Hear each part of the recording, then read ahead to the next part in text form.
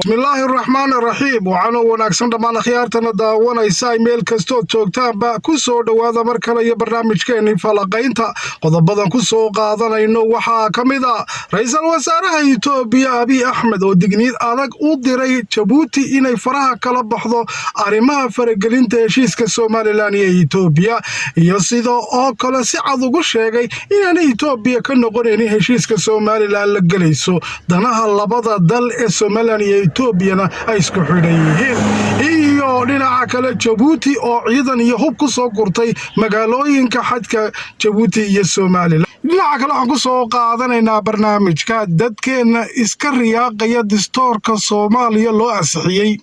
ee ka daba dhacay khiyaanooyin qarankeenna ka dhana ayaa hadda ku jira in markaasi distoorkaasi soomaaliya loo ansixiyey ee dadkeen iskaga riyaaqayaan oo markaasi ay hadal hayaan oo loo baahan yahay arrintaasi in laga waantoobo wasaaradda arrimaha dibadda jamhuuriyadda somalilan oo markaasi ka soo saartay ay ka digayso arrintaasi inaanay shuqul ku lahayn somalilan oo markaas somalilan ay tahay qaran iskeed u madax bannaan oo aanay shuqul ku lahayn distoorka soomaaliya loo ansixiyey qodobada iyo qodobo kale ayaa ku soo qaadanaynaa barnaamijka ku soo dhowaada hagaag aan ku bilowna barnaamijka ra-iisul wasaaraha dalkaasi itoobiya doctor abiy axmed ayaa digniin adag u diray dalkaasi jabuuti oo baryahaasiba waday faragelin uu ku hayo markaasi heshiiska somalilan iyo itoobiya ay wada galeen iyada oo markaasi jabuuti ugu baaqday ra-iisul wasaare abiy axmed in ay siinayaan dekad iyo markaasi qayb saldhig military saa darteed inuu ka noqdo markaa aqoonsiga uu siinayo jamhuuriyadda somalilan ayay jabuuti baryahaba baadigoobaysay wasiirka arrimaha dibadda ee dalka jabuuti ayaan ognahay inuu ugu baaqay markaasi itoobiya in ay wadahadal u qabanayaan soomaaliya iyo markaasi dalkaasi itoobiya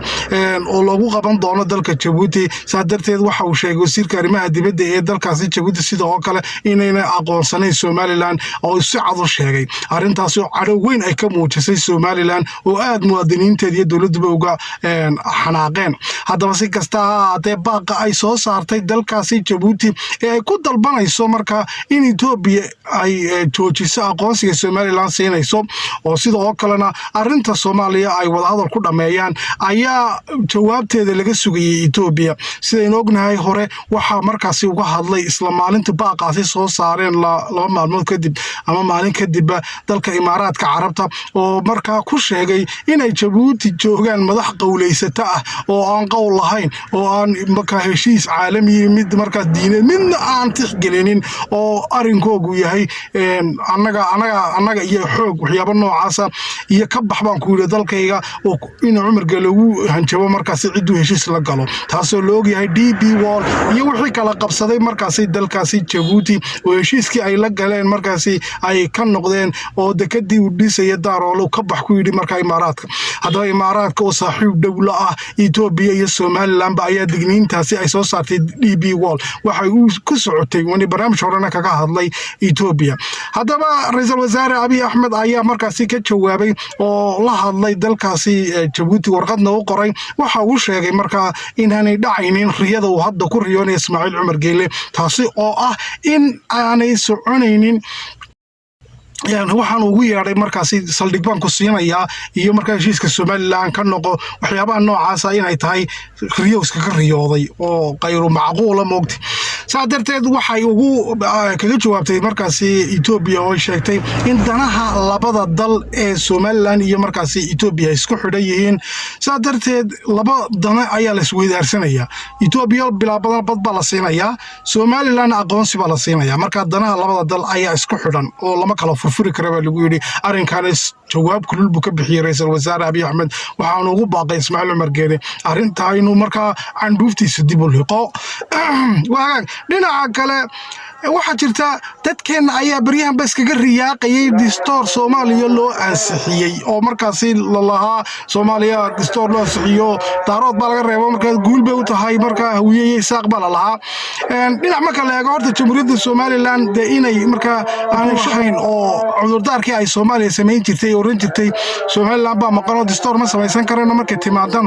samaysan doonaa horta taasi meesha way ka baxday marka dhinac laga eego dee guul weyn oo tahay laakiinse inta badan arrintan inama khusayso waxaa looga digayaa dadka jamhuuriyadda Soomaaliland muwaadiniinta ka daba dhacay ee had iyo jeer u qiiroonaya dastuurkan markaasi ka dhigaya inay guul Soomaaliland soo hoyatay tahay inaanay ahayn oo waxa weeye Soomaaliland markeedii horeba dal madax bannaan bay ahayd wasaaradda arrimaha dibadda ee dalka Soomaaliland waxay soo saartay inaanay arrintan shuqul ku lahayn Soomaaliland dastuurada Soomaaliya loo sameeyay hawlo gaar ah u tahay Soomaaliya Soomaaliland ay tahay dal madax bannaan oo markaasi lahayd dastuur iyo calan u gaara haddaba dadkeena waxa loo sheegayaa inaanay waxba ka khusaynin Soomaaliland arrimahaasi Soomaaliya ka socda Soomaaliland ay guul u tahay arrintaasi sidoo kale xildhibaanaha jira uu ku buuxsaday Xasan Sheekh oo arrintii ahayd Soomaaliland baa maqantii kuwii waraabowtaagay awalba oran jiray Soomaaliland baa ka socda kuwii buu markaasi soo xushay waxaana uu markaasi hadda uu ka dhigay in Soomaaliland ay joogto markaas uu ku jirsiyay moogtay marka wuxuu doonaa jirsiisto wuxuu doonaa samaysto Soomaaliland iyo Soomaaliya laba dal oo madax bannaan oo Ingiriis iyo Talyaani kala gumaysanayay weeyaan shuqul kuma laha marka dastuurada halkaasi laga ansixistay iyo hawlahaasi wax noo yaala maaha dalkeenu aqoonsigiisa iyo madax bannaanadiisa hadda sidoo ugu xanaaqayay wala arkayde Xasan Sheekh dad baa Xasan Sheekh bay noo hiiliyay wuxuu noo hiilini soo ka diidan heshiiskan aynu la galayno Itoobiya ictiraaf kale nagu siinayo ee aqoonsigeeni diidan leh aqoonsi lama siin karo ictiraaf lama siin karo haddii uu wax noo hiilinayo miyuu iska ogolaaday heshiiskaasi oo markaasi yiraahdo awalba dal Ingiriisku gumaysanayay bay hay'ad heshiis way gali karaan intaan kaga gaabsaday hadmood laakiin soo ka xiiqay qaramo midoobay naga dacweeyay meel walba naga dacweeyay wali hadaanayna daba taagan ee la isagii Ismaaciil Umar Geele bay leeyihiin heshiiskaasi laga noqdo imikadaasi Ismaaciil Umar Geele la sheegayo Soomaaliya inta ciidamo soo dhoobeen inay keeneen xadka Soomaaliland iyo Djibouti ay saylac keeneen marka ka daba dhicina oo ku markaasi daba yaacina wixii loo ansixinayo Soomaaliya waxba nagama gelin dal madax bannaan bay nahay oo calankiisa leh oo dastuurkiisa leh we don't care Soomaaliya wixii markaasi ay ka samaysato iyo hawlaha markaasi iyaga u yaala barnaamijka intaas ku dhayahay nabadgelyo